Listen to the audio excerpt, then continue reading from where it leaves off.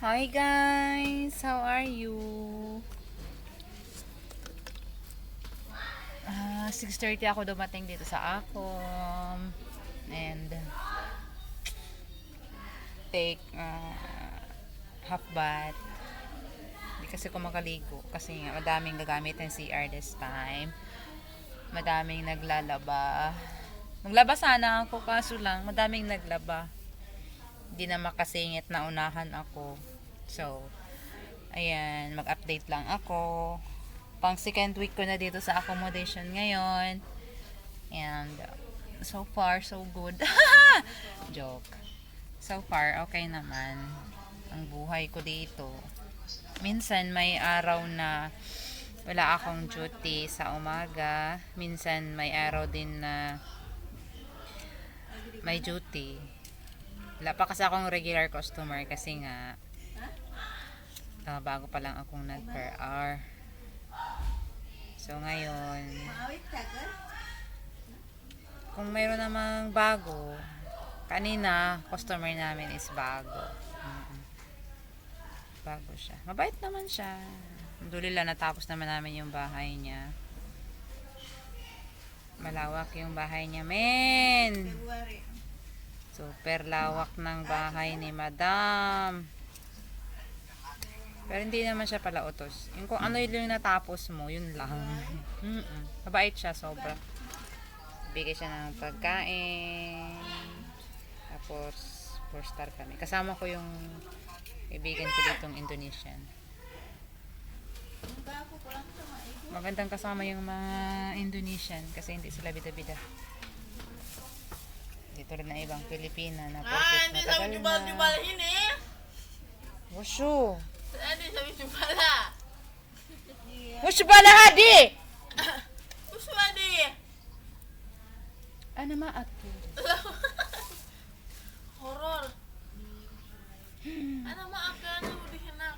Hadi, hiya. Nasi. Ayan. Yung mga kakulitan ko dito. Say hi! Why na unasi? Hey. Why na inti? Hi! Yalik. Jamila ko. Sayang. Apakabar sayang. Marunong na ako magsalita na. Banyak-banyak boyfriend hadi wahid tani. La, mapi. Banyak boyfriend. Tatahiin ko yung aking uniform kasi nasira. Oh my goodness, hindi na ako marunong magtahi.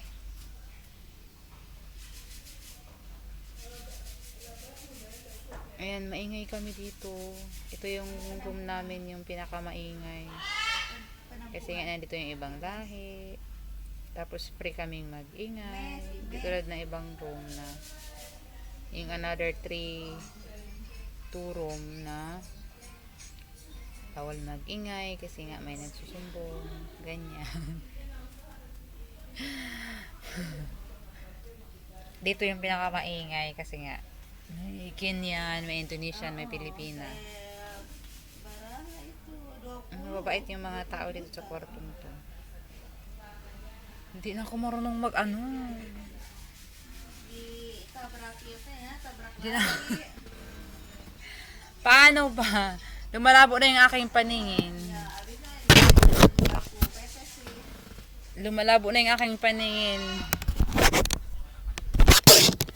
Wala pa kasing sahod. Ayan. So, sa tanghali naman, yung customer namin is, yung customer ko dati, yung dalawa din kami. Mabait yun, sobrang mabait si Madam. Kaso lang yung bahay niya, sobrang dumi. Sobrang dumi talaga as in. Sabi ko, wala na bang mas madumi pa dito? Pero mabait siya, hindi siya nabubutos. Sabi niya, basta alam niya yung gagawin niya. Sabi niya. Tapos kanina, doon sa kusina, Paborito niya akong ipa-arrange ng mga ano eh, ng mga cabinet sa cabinet niya. Yun ang gusto niya ipagawa sa akin. Sawi! Maandi sawi! Nag-uutos ako ng magsusuot kasi hindi ko talaga makita yung butas. Sobrang liit. Ayan. So, pag ganito yung trabaho dito sa Saudi, na marami kang kasama, as in, kapag hindi mahaba yung pasensya mo, mapapaaway ka. Kasi, iba-iba ang ugali.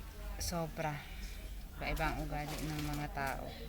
Kasi nga, iba-iba ang lugar, di ba? Kahit nga mga Pilipino, nag-aaway eh. How much pa kaya yung mga ibang lahi, di ba? Pero promise, they are very nice.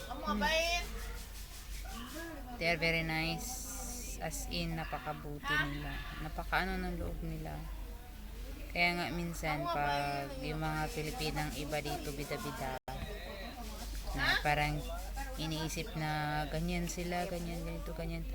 Eh, porque naman ganyan yung hindi naman pare-paras lang naman tayo dito, pantay-pantay lang tayo. Pero yun kasing kapag nag-duty, tapos parang customer na niya, yung bahay niya kinudutihan. Tapos, syempre, alam mo na yung bahay na yan. Tapos yung kasama mo first time pa, di syempre mangangapa pa yun. Eh, ikaw na alam mo na. Tapos sisigaw-sigawan mo. One time kasi, 3 kami. Ibang lahi yung isa, 2 kaming Pilipina. Yung isang Pilipina,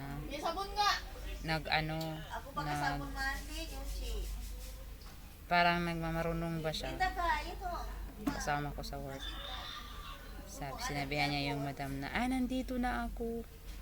Tapos naman pala, nung nagtrabaho na, hindi naman pala marunong kung paano gagawin. Kasi nakalimutan ko na paano linisin daw yung bahay niya kasi matagal na daw. Tapos sinigaw-sigawan niya yung ibang lahi. Tao din naman yan. Instead na turuan, wag sigawan. Instead na sigawan, turuan. Wag sigawan. Sinigawan talaga yan, narinig ko. Sinabihan pa niya na, sawi ko yes! Hindi nga naggaganon yung customer eh. Napatingin na lang talaga yung customer sa kanya. Ako, and in my almost 7 years here, hindi pa ako nakaganyan ng worker. Yung kasama ko na bago.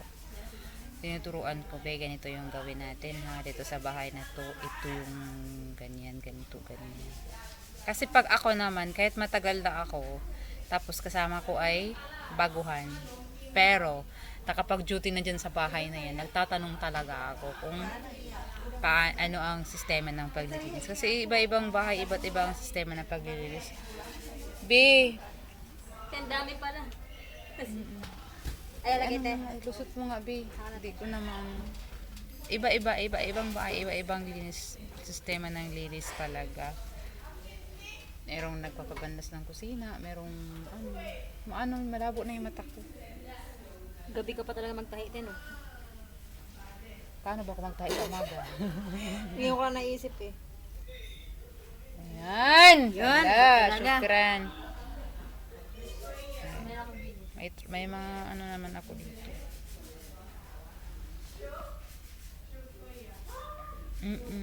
Sinigaw-sigawan niya yung ibang lahi.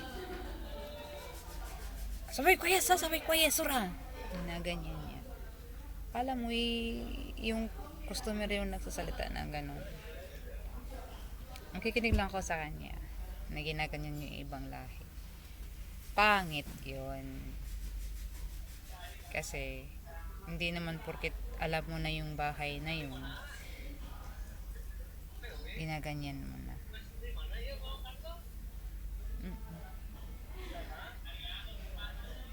Natatawa na lang talaga ako sa buhay ko dito. Kasi first time kong tumagal dito sa accommodation ng... Kasi pinakamatagal sa akin magstay dito is 3 days, 4 days, ganyan. 1 week na, pinakamatagal na yun. Tapos ngayon, nagstay ako, 2 weeks na ako this day. Anong araw ba ngayon? Tuesday, right? Tuesday ba? Monday pa lang. Tuesday na pala bukas. Bukas pala ako mag 2 weeks dito. Tapos, ganun yung sistema nila. Pangit. Kasi mayayabang na sila kasi taon na silang nag-cleaners. Pero, ako, either per month or per hour, okay ako. Pero sila, pag nade-deploy ng per month, umiiyak. Sabi, wow, bakit? Sabi ko, kailangan umiyak. Kasi dito sa accommodation, free, sila, yung maluwang yung oras nila. If about naman sa work, sobrang hirap ng mag-prepare hour kasi nga, pressure siya. Kasi nga, kailangan mong tapusin yung bahay na yan within 4 hours. 'Di ba? Pag natapat ka sa bahay na sobrang laki, may 5 CR, tapos kailangan gamitan ng Clorox lahat. Hilo ka paglabas mo pagkatapos ng 4 hours mo. Samantalang, pag per month kang nade-deploy, pwede mong iswitik-switik yung bahay kasi araw-araw mo namang nililinisan yun. Alam mo yung per month, first week, second week lang ako nahihirapan. Pagdating ng third week to fourth week, ay nako, isi-isi na lang yun sa akin. Kaya mas favor pa rin sa akin na mag-prepare month ako kasi bakit din? Nababawasan yung stress ko. Kasi pag nandito sa accommodation, ang daming wajid girgir, mama. Ang dami-daming marinig na negative vibes, mga negative na mga salita. Tapos pag nagre-react ka, mali ka. Ganun. Kasi yung iba dito, pa-victim, ganun. Tapos sinusumbong ka doon sa taas, na ganito yung ugali mo, ganun. Kaya, mas better nang ma-deploy. Kasi nga, pag na-deploy ka, at least mag-isa ka lang sa kwarto pagkatapos ng trabaho mo, pwede ka nang matulog or pwede ka nang mag-ingay or pwede ka nang gagawin mo. Dito kasi mas mahirap kasi nga yung iba dito umasta parang amon na, which is not good. Kapwa Pilipina pa yung ganun. Kaya ayan guys, update lang po ako. Continue ko muna yung pagtatahi ng uniform ko. And then, thank you so much sa support. And sa lahat ng hindi pa nag-subscribe, please subscribe and hit the button bell. Hit the bell ba na? Bakit may button? The bell para update kayo sa mga bago kong upload. And thank you so much. Maasalama, syukran.